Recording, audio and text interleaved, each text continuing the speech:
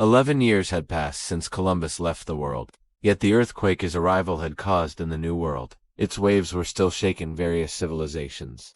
Where modern-day Mexico City now stands, there was once a vast saline lake called Texcoco. In the middle of this lake, there was a city that surpassed any major city of that era. This was Tenochtitlan, the magnificent capital of the Aztec Empire.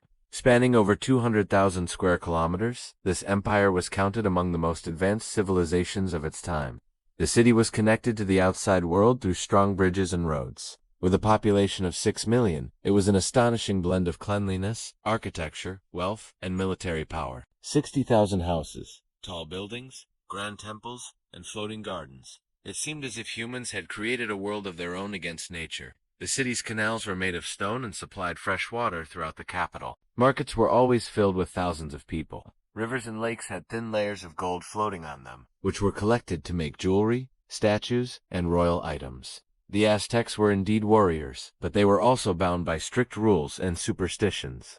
These very rules later proved disastrous for them. Right now, you are watching the Unlocked History Hub YouTube channel, and in History of America Part 4, you will see that one of the principles of the city's wealthy inhabitants was that deceiving the enemy in war was considered extreme cowardice. Attacking without declaring war was unacceptable. But not every principle serves well in life. Some rules sometimes turn into disasters. Such a disaster struck when a Spanish conqueror Hernan Cortes arrived to attack their empire with only 600 soldiers. In Iwi-6, Cortes had reached the island of Hispaniola in the West Indies in search of easy wealth, but after failing there, he reached Cuba, where his luck changed. Diego, the Spanish governor of Cuba, ordered him to raise an army, go to Mexico, and establish a new colony there. On February 18, 1519, Cortes set sail from Cuba with 608 soldiers and 11 ships. Soon his forces reached present-day Veracruz, which was part of the Aztec Empire. The Aztecs did not perceive this small army as a threat. For a powerful nation of 6 million, a few hundred soldiers meant nothing. But the real danger lay hidden in their superstitions. An ancient Aztec legend said that one of their gods would return from across the sea in the future. When they saw Cortes on horseback, something they had never seen before, they mistakenly thought that perhaps their god had returned. This misunderstanding laid the foundation of their destruction. They provided Cortes with food, water, guidance, and geographical information. With their own hands, they revealed their weaknesses to an outsider. Cortes soon formed an alliance with the Aztec enemy tribes in the Tlaxcala region. An enemy's enemy is a friend, and this friendship became a death sentence for the Aztecs.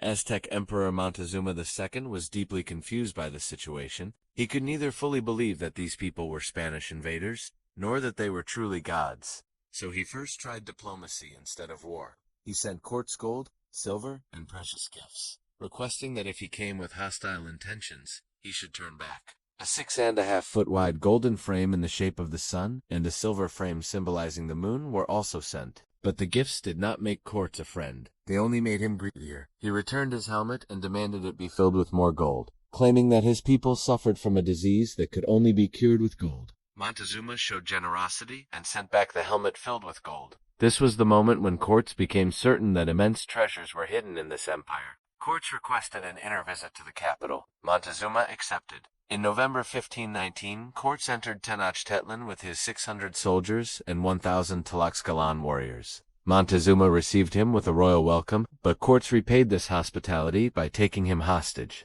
His soldiers did not allow him to leave the palace and demanded treasures.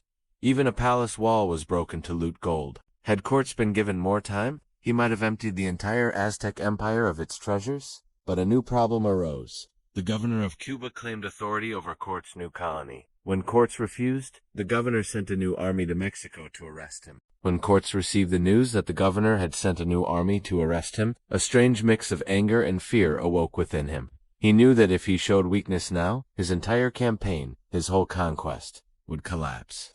So, leaving only 80 companions to protect the emperor in the palace, he set out with the rest of his army toward the coast.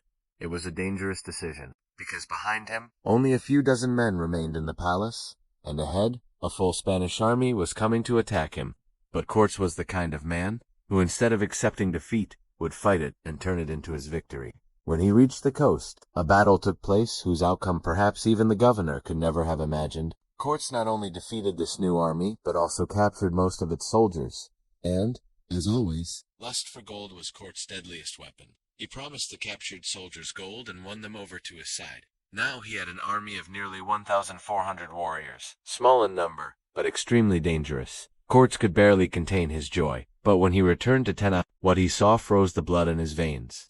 The palace was under siege by the Aztecs. His soldiers had been trapped for several days. The reason: in Cortes' absence, his men had attacked during a sacred Aztec festival, brutally killing thousands of innocent Aztecs. This massacre changed everything. The illusion among the Aztecs that perhaps these pale-skinned strangers were the children of gods was now gone.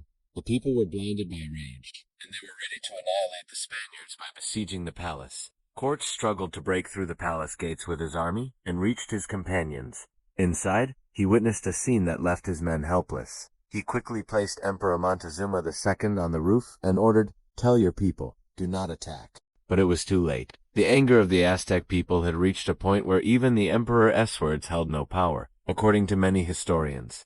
The Aztecs attacked the palace while Montezuma was still on the roof. During this attack, Montezuma was killed by his own people, or by the Spanish soldiers. The truth remained shrouded in mystery. But one fact was clear: the emperor was dead, and now Cortes had only one option: escape. On the night of June 30th, later called the Sad Night, the Spaniards gathered as much gold as they could and fled the palace under the cover of darkness. They knew the Aztecs did not fight at night, nor did they guard the city's bridges. But fate had other plans. As the Spaniards reached the western bridge, an Aztec woman spotted them and screamed loudly. Thousands of Aztec warriors surged toward them. Arrows rained down on the bridge. Many Spanish soldiers fell into the lake with gold-filled sacks, and that very gold became their death. They drowned under the weight. In that dark night, 400 to 600 Spanish soldiers were killed. Many of their local allies were also slaughtered. The Aztecs had achieved a great victory, yet it was not complete. Why? Because Cortes survived, and that was their misfortune.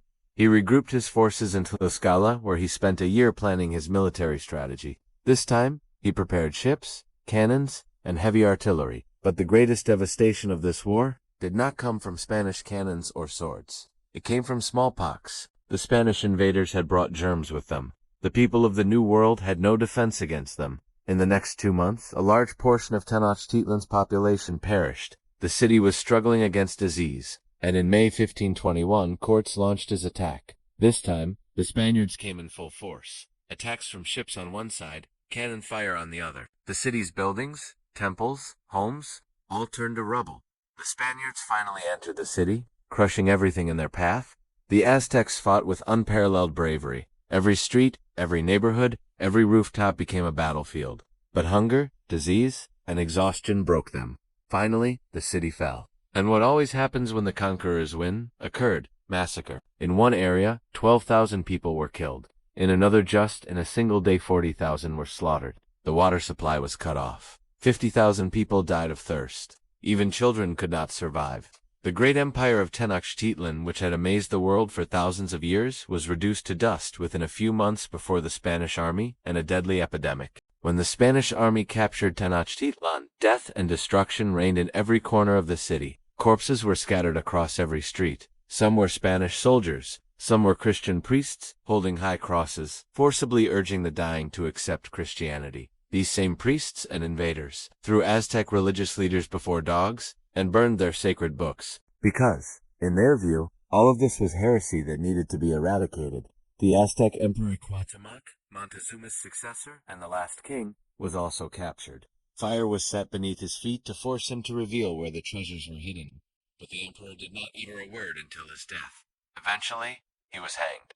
Thus the Aztec Empire was destroyed forever, and the Spanish flag began to fly over Mexico. The story of the Inca Empire: even after conquering Mexico and the Aztec Empire, a major obstacle remained for Spain, and that was the Inca Empire. This empire was even larger, more powerful, and wealthier than the Aztec Empire. It had over 12 million people, stretched from Ecuador to Chile, with its capital in the Peruvian city of Cusco. When the Spanish arrived, Inca Emperor Atahualpa was in Cajamarca with 80,000 warriors. Leading this army was Francisco Pizarro, who had only 181 soldiers. Yes, you read that right. 181 soldiers were to face 80,000 men, but Pizarro was cunning and skilled in deceit.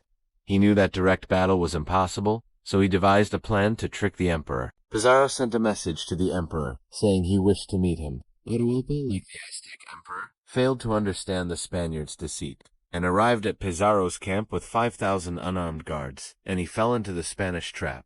Spanish soldiers hidden around the emperor's path were ready to strike at any moment. When the emperor arrived, Pizarro sent his priest Vicente to him. The priest told Atahualpa to accept Christianity and obey the Spanish king. Charles Atahualpa refused firmly. The priest returned to Pizarro and reported that the people would not submit. Pizarro ordered a massacre. In just 1 hour, Pizarro's small but agile force killed 4,000 innocent locals. The emperor was captured alive, and gold was demanded from him, enough to fill an entire room. But Atahualpa was not freed. Pizarro set a new condition. If the emperor accepted Christianity, he would receive pardon from the Spanish king. Atahualpa accepted Christianity to save his life, yet he was not spared. Historical sources state that the emperor was executed by strangulation. After the emperor's death, the Inca Empire met the same fate as the Aztecs. This great empire too fell under Spanish control. European powers' conquest of America afterward. Only 2 powers in the Americas could resist European invaders, the Aztecs and the Incas. But with their demise, there were no significant obstacles left for Europeans in the Americas. Within a few decades, territories from Mexico to Argentina came under Spanish rule. Portugal also established its hold over Brazil. Then, in 1606, a new chapter began. 3 British ships sailed toward North America, laying the foundation of a new state in this continent, which within a few centuries would become the world's sole superpower, the United States of America.